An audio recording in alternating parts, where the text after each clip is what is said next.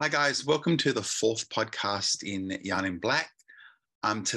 Tonight, actually, we've got Brenda McDermott, who is the Aboriginal Social Worker of the Year. Hi, Brenda. Hi, AJ. Nice to see you. It's good to see you. Yeah, the technology is working for us now, so that's great. Yeah, I know. It's not as easy just logging on at times, is it? No, it's challenging, but it's good to see your face and nice to catch up with you again. Well, I want to ask you, first I want to say congratulations, because late last year you won the Aboriginal Social Worker of the Year award. I did. How do you feel? Oh, look, I was shocked at first because I really didn't expect it. I knew I had been nominated, but I was blown away, I guess, and it's still sinking in because unfortunately I was suffering a fair bit of COVID. So it's really starting to sink in now. So I'm sort of thinking about what I can do to honour the award and how I can bring forward Aboriginal cultural safety and perspectives across the social work field. So what does it mean being Social Worker of the Year? Well, I haven't really determined that myself, but I would say it's about asserting our rights as Aboriginal people and bringing awareness of the different perspectives and ways of us, like the ways we work, the way we think, and how we use our land and our culture to as part of our being, I guess. Yeah. So I've been thinking about how I can influence, advocate, and drive forward Aboriginal ways. So it'll be a challenge, I think, with work, but I do it anyway. So every day, it's not like I'll have an extra job. I think it's just part of who I am. So what made you become a social worker? Well, years ago, I was an early childhood educator, and I was working in remote and rural kindergartens in small communities. And I found I was the local go-to person for young families, especially young mothers. And I was like the liaison officer, and I often had to deal with issues such as family violence, child protection, developmental delays, and working with other professionals for child development. And I just thought I need to know more. So I enrolled, after I did a Master of Social Education, I beg your pardon, I went into a Master of Social Work because I felt the two complemented each other. Yeah. And that was my platform to work for Aboriginal outcomes, because I'd, before the Victorian Early Years Learning Development Framework came in, I had actually worked on a strategic plan for Aboriginal early childhood curriculums, and that just lit a fire in me to bring better outcomes, because I saw how much work needed to be done, and also working with the local Gunaikurnai and Gunaikurnai community and the elders to get this program going. Sort of, it just lit a fire in me, I guess, to go forward. So tell me a little bit about your background. So where's your mob from? Oh, yeah, I'm a proud Palawa woman of Lutruwita, Tasmania. My mob is northwest Tasmania, of the Manegin Community of the Tarkine Nation. I've also got links to Bruny Island, I found out, and I've just got a little bit of family history to navigate, and I'm almost there, but I believe through Fanny Cochrane. Oh, okay. Yeah, of Flinders Island. So, yeah, my apical ancestor, my grandfather, he was born in 1881, and he was a Cape Barren Island man. in those days, and I know we don't use this term anymore, but he was called a Cape Barren Island half caste, which is a very racist term, as we all know. We don't use it, but if you met him, that's how he'd identify, which is really sad. And then my mother was born when he was 50, and she was born in 1930. So there's a very close line of generation of the Palawa line that I'm proud to be of. Yeah. So did you find growing up being an Aboriginal kid, has things changed a lot, do you reckon, over the last, I don't want to say exactly how old you are, but to say like the last 50 years maybe? Well, I'm old enough, let's say it. But yeah, I think the schools, and look, I haven't been in the state school system for a while, but I struggled a bit. Even though I'm fair-skinned, I still had this massive head of hair. And at the school gate every morning, the headmistress would be there with a piece of rope, and she'd make me tie my hair back because there were 7 children. I grew up in public housing, and that was a very good experience, I might add, because it's given me great insights. And I went to school and I love school, but there was that, and she used to say, tie up that islander hair. But Mum always said to us, don't speak of our Aboriginality out of the 4 wells because they won't understand. And she was right. So we had that in our household, but we weren't to share it because she was conditioned, socially engineered to believe it was shameful to be of Aboriginal heritage. And did you grow up in Victoria or in? Yes. My mother and father eloped from Hobart and then married in Melbourne. Yeah, so yeah. So you mentioned living on Gunaikurnai Country, which is down I'm geographically challenged. I know where Gunaikurnai Country is, down near Morwell, Bairnsdale, Lakes Entrance area. But where exactly are you? I'm in Warragul, which is, I believe, Gunaikurnai for wild dog. On Gunaikurnai Country, but just past the Warragul boundary, it becomes Bunurong Country. So it's almost on the border, but it is recognised as under the government legislation as Gunaikurnai Country, yes. So first you went into early childhood. What made you go into early childhood? I sort of was steered into teaching by my parents, and I'm not saying my age, but it was of the Gough Whitlam free tertiary education time where you could go to uni. And I grew up on the Pines Estate in Frankston, North Frankston, which is a rough place to be. Yeah. And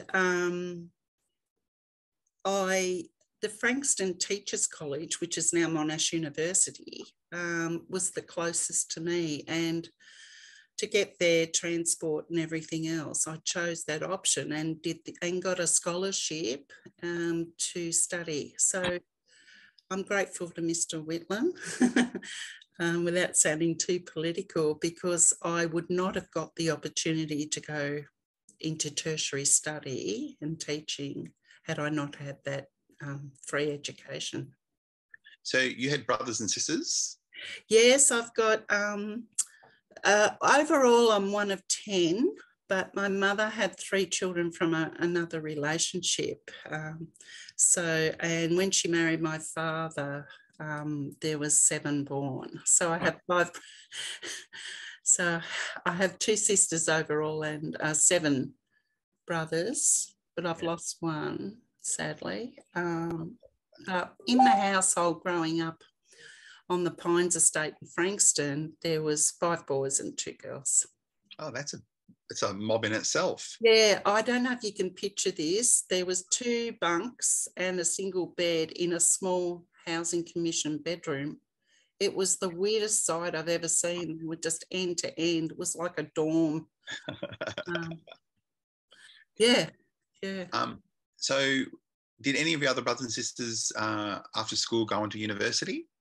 Yes, my eldest brother David, he started preps and they put him into grade 2 because he was very mathematical and had a strong learning ability, and went through to high school and went to Melbourne University to study Bachelor of Science and Teaching. And he was, I think, one of the youngest because he was 16, because he skipped from prep to grade 2. And then he was teaching year 12 or HSC as it was then, students in Gippsland, and he was younger than some of them. So I think he was a little bit conflicted. Yeah, but he left teaching and went on to a career in IT, and very, very successful. So yeah. And then you moved into social work. Yeah. So tell us a little bit about like when you were studying social work, where did you study? I went through Caulfield at Monash and did my placements down here in Gippsland. Yep.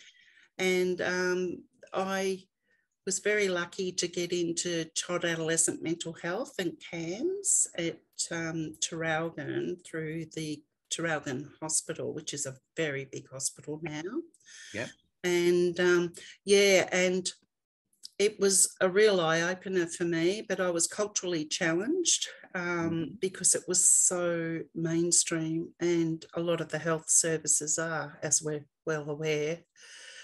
And very conflicted at times, but almost dropped out over it. But had a good friend who said, no, don't give up. So went back and finished. So I enjoyed it. But at the time it was very challenging for me. Working, trying to work for community and seeing the assumptions made about Aboriginal people, just locking Aboriginal women in particular into stereotype sort of perspectives, like thinking that because Aboriginal women had many children that they slept with them, like they were leading into other areas of child protection that were not at all relevant or right. So I did have to stand up a few times, and it was hard, but I'm glad I did, because it's given me strength, and I know I did the right thing. Yeah. So what was your first job after social work, after doing the course? I went in, I applied, I saw the Aboriginal dispute resolution position advertised with the Department of Justice in Morwell, and I always felt I had a good ability to talk with people and see things from different ways, and I think my upbringing gave me that background because it was hard. I lived in poverty, so I felt it as well as saw it. And I was successful in getting the Aboriginal dispute resolution officer position. And then I trained up as an Aboriginal mediator for the Department of Justice. Yeah. And from there, I've done a lot of secondments, senior Aboriginal advisor roles, project roles, manager roles. So I've just returned. I'm now back at the Department of Justice and Community Safety Dispute Settlement Centre, Victoria in Gippsland. Yeah. So last year you were at the Birth, Deaths and Marriages, weren't you? Yes, I've just completed that secondment. Yeah, I was an Aboriginal advisor there. I just sort of It was a really interesting role and very challenging, but I do believe I finished that secondment and people had graciously acknowledged that I had made cultural change. So that was very rewarding. Yes. Yeah, because I know that was part of the nomination listed the what you had done at the birth, deaths and marriages. Yes. So for listeners that don't know, what significant changes had you made to there? I overall just cultural safety and bringing understanding to many of the BDM workers, because it's a very much a regulatory system, as we all know. It's built on colonised principles. So I don't think they'd had much opportunity to learn, but they embraced culture with open arms. And I did a lot of review of the policies, the way they write policies for Aboriginal people, and also contributed to the work of the outreach team, because the outreach team will go out to communities upon request if they have, and prisons too, to enhance people's ability to get their birth certificates, because as we know, you can't start school, you can't get a job, you can't get a house or anything without any ID. Yeah. And it's a challenge for many people, including the stolen genes. So it's been a rewarding role. I've enjoyed it. Yeah. And how long was your secondment for? 1 year. 1 year. Yeah. I think a lot of people probably don't realise how recent history really is. So I'm sure people would be going, but surely everyone's got a birth certificate, you know? You know, like you must be talking about things that are hundreds of years ago, but you're actually talking about people that are still alive today that were born on missions and reserves and properties that didn't have their births registered. That's right. And it's such a sensitive, delicate cultural issue for many, many people. And in particular too, along the borders of the river between New South Wales, often the people on the missions were moved into the Victorian hospitals for birth, and all the records were all displaced, and like there's a lot of sorting and tracing to do, but it is a very sensitive issue and for people, but very important for them to have their birth certificates in particular. And people need them. I mean, we've got to have them. We can't do anything to go forward without them, and for children as well. But the outreach team does a good job meeting the needs and providing access for people. And if you're on a healthcare card, for example, you can have your fee waived. So there are opportunities to enable you to get your birth certificate if you really need one. But it is challenging, and it's, like I said, it's a sensitive area for many people. And, you know, we have to be trauma-informed. And we always talk about trauma-informed practice, and you hear it being in mainstream now, or we're going to start doing trauma-informed. I just feel that sometimes people don't know exactly where the trauma is actually coming from. Yeah. So it makes it hard to do trauma-informed practice if you're not recognising where the traumas and how recent those traumas really are. Yes, I've questioned that myself. What is trauma-informed practice? But I can answer it from my perspective, and that's being aware, culturally safe, and being able to listen to people and their stories and trying to assist them and empower them to, particularly in BDM, to get the documents they need so that they can go forward in their lives. But we don't work from an oppressive relationship. We let them sort of determine what their needs are, and we listen, and we have an Aboriginal access line and email. So it is a challenging space, trauma-informed practice, and I don't know what your ideas are on it, but all I can say is do no further harm and tread carefully, as we would on country. I'm surprised a lot of times when I do like cultural training, just people's lack of knowledge around history itself, how recent that history is, the experiences of Aboriginal people they think happened. You know, you often hear that they go colonisation. And I think colonisation may have started some of the trauma, but there's been a hell of a lot of events that have happened since colonisation to today. And I think that not everybody has that ability to go, well, how does history impact on people today? Because today's trauma isn't just about colonisation, it's about the experiences and the lives that people actually live now based on colonisation, if that makes sense.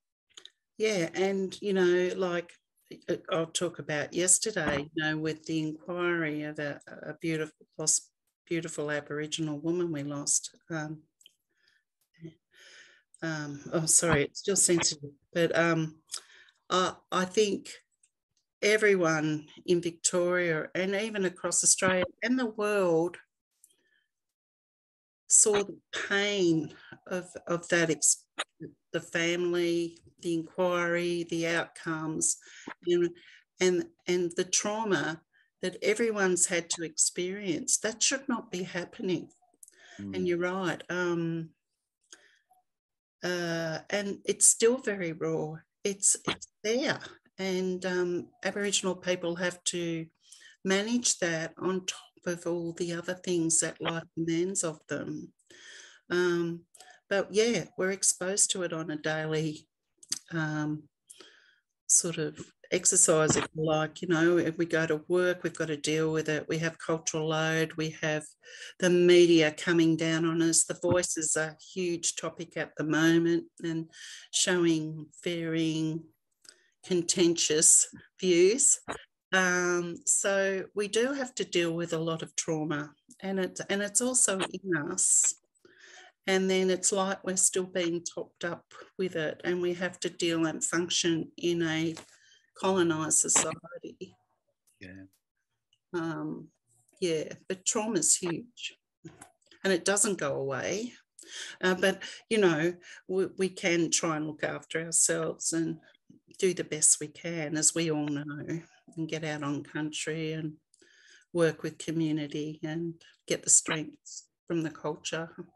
And looking after each other as well. Yeah, that's right.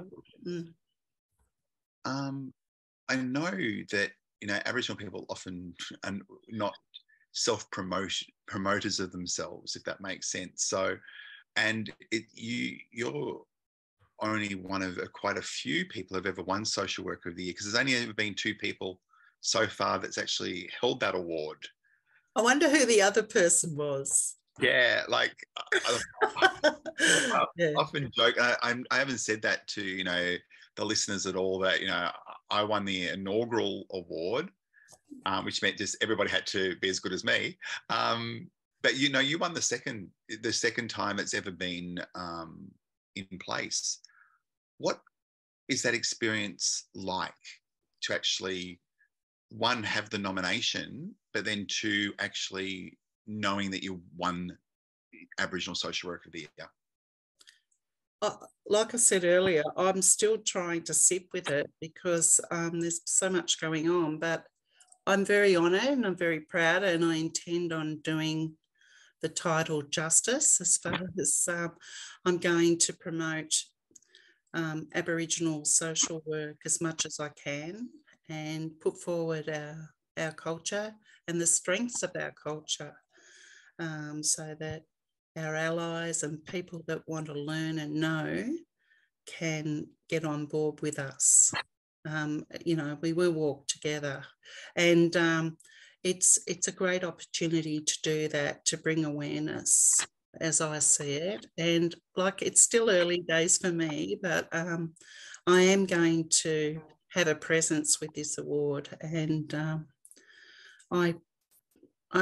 I'm really honoured. That's all I can say at this stage. But and you know, all my work I do across government with social work. If I think about the concept of social work, like it's across policy, it's across projects, it's across your interactions and connections and your networks and your study.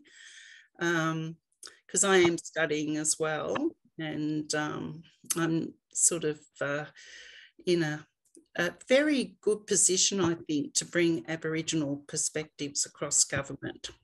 But I do challenge sometimes. It doesn't always work in my favour, I must be honest.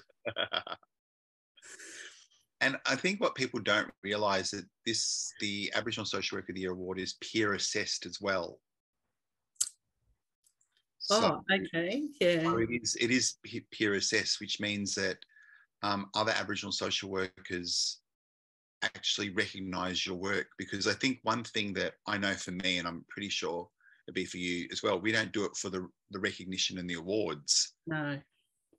So to actually have peers actually assess the application, actually go, you have made some significant, not just with your own career, but also with what you've done for community as well.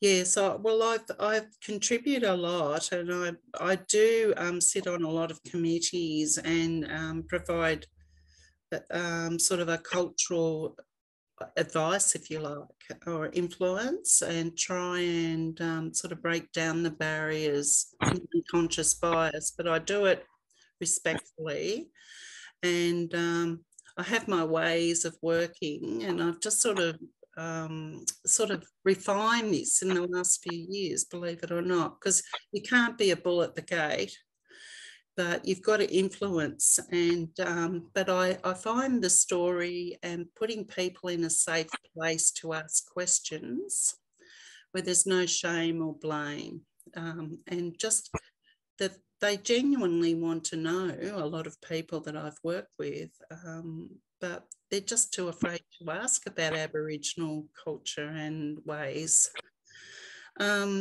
So, yeah, that's what I've refined. But I do work across a lot of various committees and in government as well. Yeah. And I still have a grounding with community here in Gippsland and still very connected, although COVID has put a bit of a stopper to that over the last couple of years. Yeah. Some virus, if people haven't heard about it. I know. It's stumping. But yeah. How did COVID impact your job? Well, I was fortunate enough to be able to work from home. So I did a lot of policy and project work, and did all my meetings online. So Teams, Microsoft Teams and Zoom were my friends. But I never saw it as a real hurdle. I sort of enjoyed it because I found the advantages of working from home were very good because I didn't have all that travel time. Yeah. And yeah.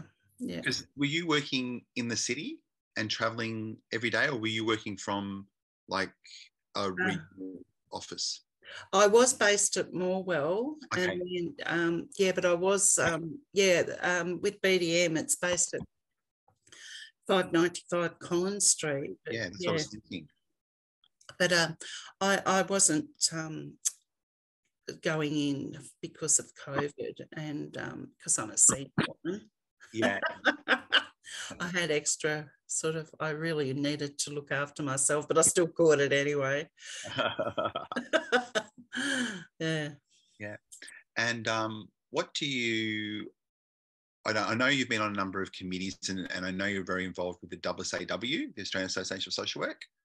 And one thing that I know that you've been working on for a number of years is reconciliation and the Reconciliation Action Plan and the National Aboriginal Planning, the NAPS as well. Yes. How's that going?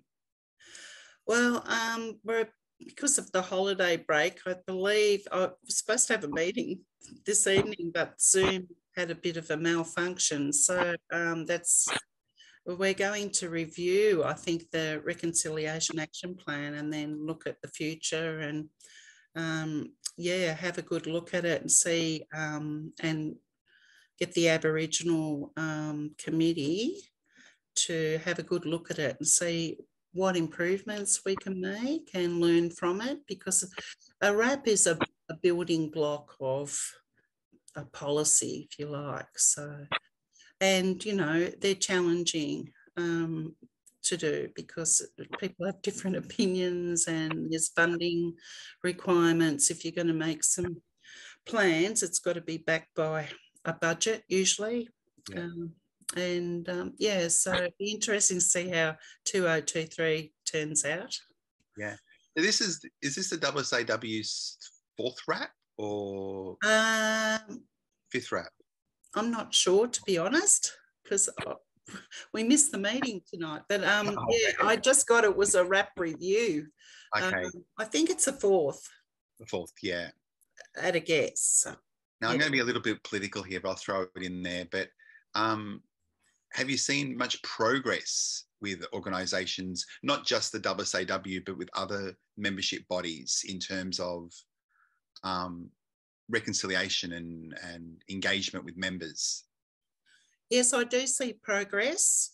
And sometimes I see 2 steps forward and 1 backwards, but we do in all sorts of work. But I think we have more allies now.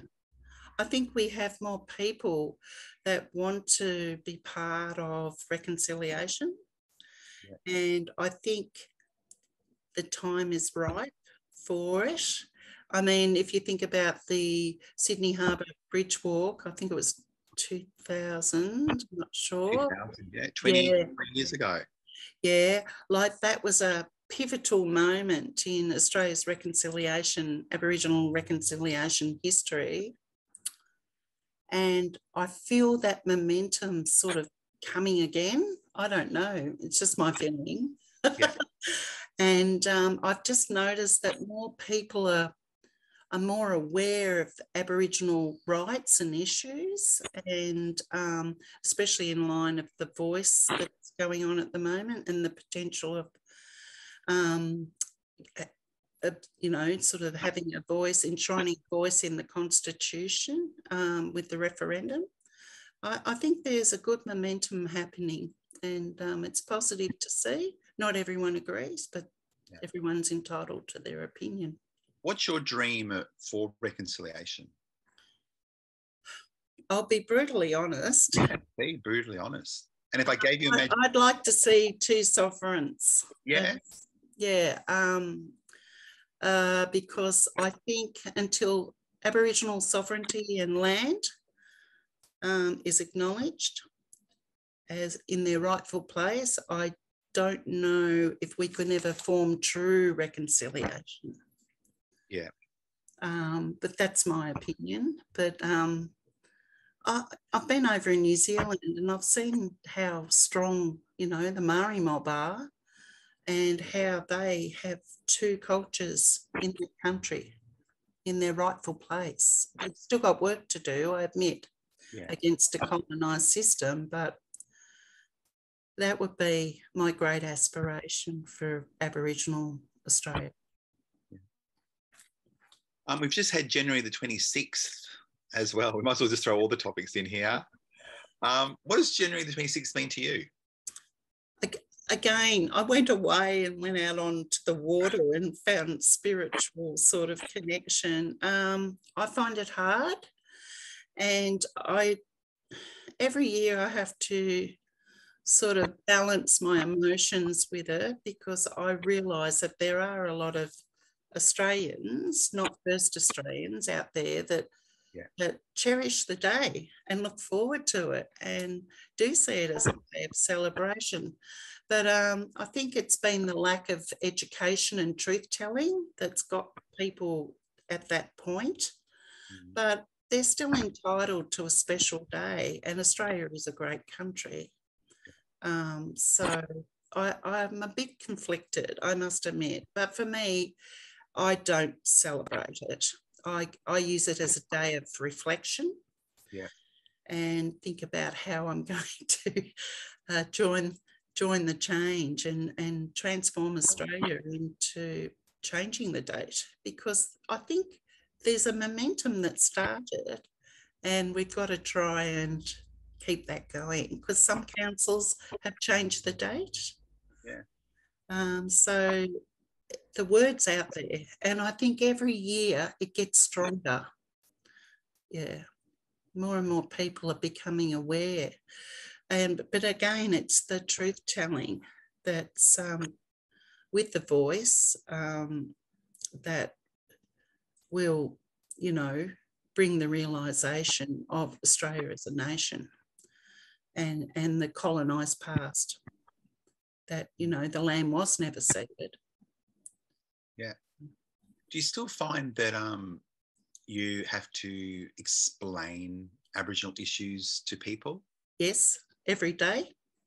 You're very definite on that yes just then. Yes, every day, because attacking people or being defensive, or, you have to be gentle with people, because it's their understanding and they own that, and that's driven by their own environment and their own learnings and their own cultural values. So bringing in another culture or cultural values to a person that has their own is not easy, because it's about change. And I really do believe that gentle is better, but persistence is everything. And we're all trying to, bring awareness and truth. I think once the nation accepts the real truth, things will change. Yeah. Do you think that'll happen in our lifetime? I hope so, because I haven't got long to go in my lifetime. Touch wood, touch wood. Oh, no.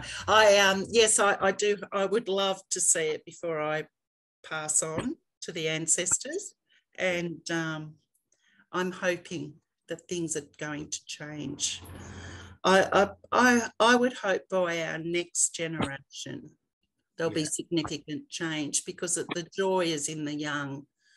And, when you speak to young people now, they are full of hope and aspirations, and they're very aware. So, yes. Yeah, I'm finding that too. I'm finding the younger ones are more willing to, sometimes they're shocked to hear how recent this stuff really is, but a need to actually have that recognition. And I always think about reconciliation. The first step of reconciliation for a lot of people is reconciling the truth with themselves before reconciling the truth out there. It's how do I actually take this all on board?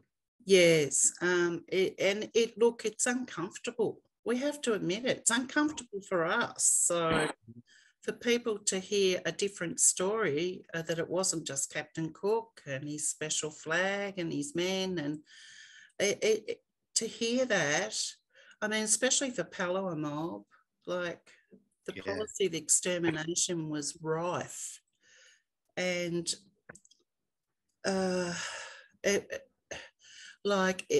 the real story, as hard and as painful as it is, it still needs to be told.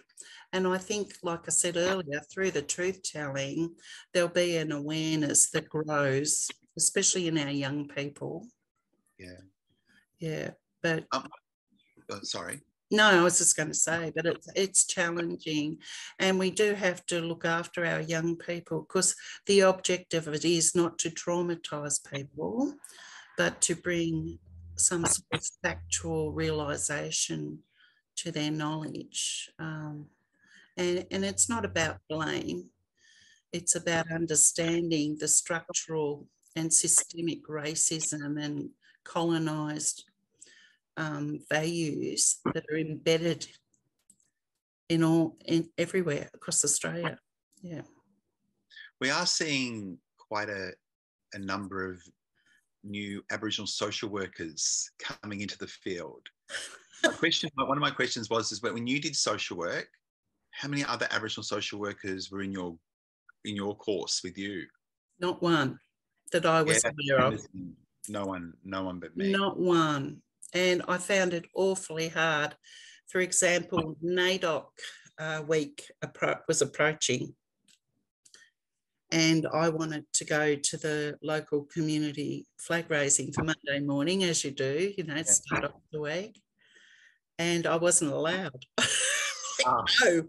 No, if you go, well, yeah. That's your attendance. That's your attendance marked out. Yeah. Yeah. So, yeah. And with the social work degree, as I'm sure you'll be aware, it had a very high attendance requirement. Yeah. That was one example. And I just felt very alone and isolated, singled out, questioned why I was doing the degree, because I realised how mainstream it was, and the issues in doing Aboriginal social work. Like, goodness me, like, where do you start? But we need more. Yeah. We need more Aboriginal social workers. The more the merrier. We're greater in numbers, and we can transform social work into Aboriginal ways and the strength-based ways, where we're valued for who we are. Yeah, and not just the tokenistic add-on. Because I just felt like that. I've often, and I still feel at times today, I'm a ticker box. Yeah. And not valued for my true being. Yeah. And identity, but I think most Aboriginal people feel that way. Yeah. What would you say to new social workers in general, or social workers out there that are working in Aboriginal health and policy areas, and those that want to? What one or two tips would you give them about where to start? Well, follow your dream and stay strong. But I've really seen the value of networks. There's some really good, strong Aboriginal networks, organisations, peak bodies now, and the use of mentors to keep you strong, because the challenges are there. You do get knocked down, and you think, oh goodness, but you've got to get back up, but you can do it with a strong support system around you. So social work is a wonderful, wonderful career because of the diversity and the opportunity to make change and empower Aboriginal people. We've got to push forward, as I say, and we need more young Aboriginal social workers to follow, and we'll leave a legacy, something really good with the AASW. Yeah. Well, two more questions left. One is, do you actually have a role model that you look up to? Yes, I've been very, Uncle Richard Franklin I was very lucky that he trained me in lateral violence. So I'm a lateral violence facilitator. And that's helping people understand what it is and not do it. Yeah. Just the way that it comes out. I'm a lateral violence facilitator. Well, in that I train, I don't like using that word train, but I go out in communities if they are experiencing a lot of lateral violence. And look, it's a complex issue for a lot of Aboriginal communities, as we all know. Yeah. And it's trauma driven. So what I do is, we try and educate and give understanding of how lateral violence occurs. And it's trauma from colonisation, But, and we go through it all, and then we try and empower communities and individuals to make their own choices about how they want to address lateral violence. So it's a self-determination view. And it may be that they, in an org, they want to design a lateral violence policy. And personally, some other individuals have just made a pledge to themselves and said, I'm not going to use lateral violence anymore, because a lot of people, I think, aren't aware that they actually use lateral violence in their communities. They're not aware of it, especially like on Facebook. Yeah.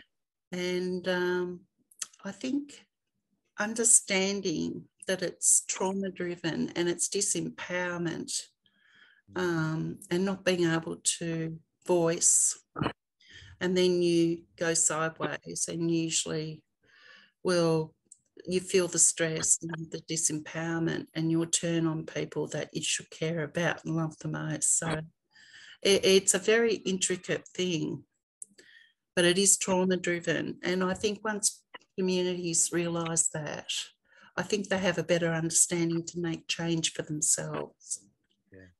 Yeah. Do you think, along with other topics like mental health and AOD, that when we're out there educating community don't know what community don't know either, and they're quite surprised at the little things that you identify as that is lateral violence, or that is a sign of a mental illness, or that those little things help make big changes to individuals and communities.